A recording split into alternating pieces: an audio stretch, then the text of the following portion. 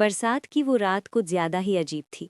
आसमान में बादल ऐसे गड़गड़ा रहे थे जैसे किसी पुराने जख्म की चीखें हों। राहुल अपनी बाइक पर गांव की कच्ची सड़क से गुजर रहा था। मोबाइल की टॉर्च जलाकर रास्ता देख रहा था क्योंकि चारों तरफ घना अंधेरा था। राहुल शहर में रहता था, लेकिन उसकी दादी की मौत के बाद उसे गाँव आना पड़ा था। दादी की एक पुरानी हवेली थी, गाँव के आखिरी छोर पर, जंगल के पास।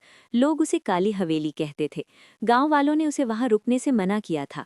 बाबू, वहां कोई नहीं जाता, बूढ़े चौकीदार ने कहा था।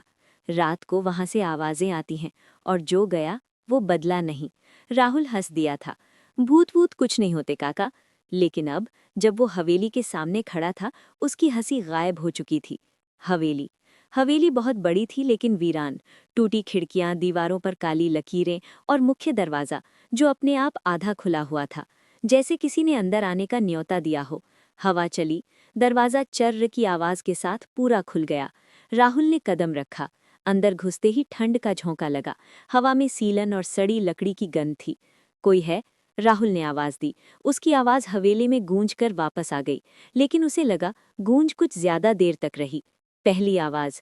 राहुल सीढ़ियों की ओर बढ़ा, तभी पीछे से किसी के चलने की आवाज़ आई। छप छप, जैसे गीले पैरों से कोई चल रहा हो। राहुल पलटा। पीछे कोई नहीं था, लेकिन फर्श पर गीले पैरों के निशान थे, और वो निशान सीधे उसके पैरों के पास आकर रुक गए थे। राहुल का दिल तेज धड़कने लगा। तभी ऊपर से किसी के हंसने की आवाज़ आई, धीमी, टूटी हुई और बहुत ही ठंडी। दादी की डायरी। राहुल भागकर एक कमरे में घुस गया और दरवाज़ा बंद कर लिया। कमरे में एक पुरानी अलमारी थी। अलमारी में उसे एक डायरी मिली, उसकी दादी की। डायरी के आखिरी पन्ने पर लिखा था, अगर कोई इस हवेली में आए तो वो अकेला नहीं होगा। रात 2:15 के बाद किसी भी आवाज़ का जवाब मत देना, वो तुम्हारी आवाज़ में बोलेगी। राहुल ने घड़ी देखी। 2:12 AM। उसका गला सूख गया। आईने का सच। कमरे में एक बड़ा आईना था। राहुल ने जैसे ही उसमें देखा, उसका अक्स मुस्कुरा रहा था, लेकिन राहुल मुस्कुरा नहीं रहा था। आईने वाला राहुल बोला, तू देर से आया है। राहुल पीछे हटा। आईना अपने आप चटकने लगा। किर किर। आईने से एक काला हाथ बाहर आने लगा। राहुल चीखते हुए कमरे से भागा। सीढ़ियों पर उसे एक औरत दिखी। सफ़ेद साड़ी, उलझे बाल और गर्दन गर्दन उल्टी थी। वो धीरे धीरे उसकी ओर मुड़ी। राहुल।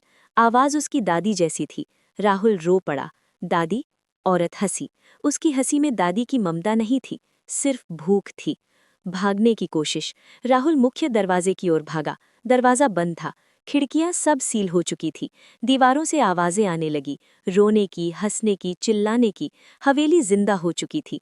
तभी किसी ने उसके कान में फुसफुसाया, अब तुम यहीं रहोगे। सच का खुलासा। राहुल फिर से दादी की डायरी खोलता है। एक पन्ना जो पहले नहीं दिखा था, अब लाल अक्षरों में लिखा था, इस हवेली को हर 20 साल में एक नया मालिक चाहिए जो जिंदा हो, ताकि बाकी लोग कैद रह सके।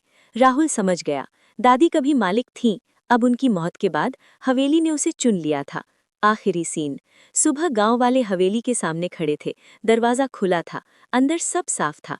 कोई डरावनी चीज नहीं, बस दीवार पर एक नई तस्वीर टंगी थी, राहुल की। वो मुस्कुरा रहा था, और तस्वीर के नीचे लिखा था, काली हवेली का नया रखवाला। उस रात से गांव में फिर शांति है, लेकिन जंगल से गुजरते वक्त अगर किसी को अपनी ही आवाज़ सुनाई दे तो समझ लेना, हवेली ने फिर किसी को बुलाया।